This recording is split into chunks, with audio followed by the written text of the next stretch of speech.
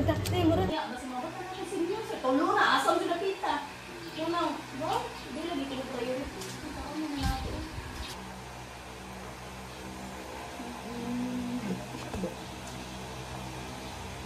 Pero mas kanihang giganahan diri dapita kay mura ngayon tag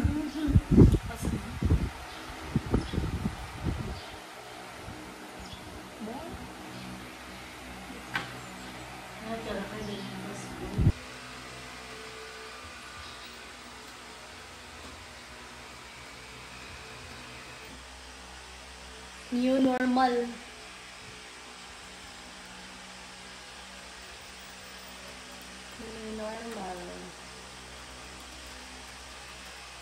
When I meet Pope Francis last 2015, I was so blessed and feel privileged for giving a chance to dine with him, and not just to dine, but also to talk to him personally.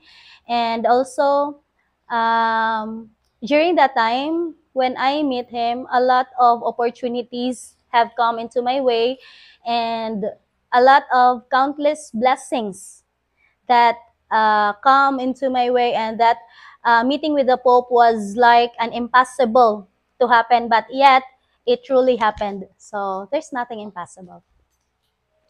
Nakauban pa sa pagkaon, murang the last supper, pero siya, dili siya supper, murang nag-morning pa mas or murang na nag-last. Lunch, na? Murang 11 something. 11, of course, it really changed my life. Pope Francis is not just a spiritual leader, but also he is a guiding light for me, because his presence brought me hope, faith, strengthened my faith, especially to God. And pag ani gihawidan pa man ka, then pag abot na diri imbes kay padung mo nang nakaduko, kay padung nang kamukis, iya magibutang iyang kamot diri, so nakaingon ko nga post protest. Or ang lino kay para aho man siguro ko to change my life. To change my life for now na. Umuro ka na stumble.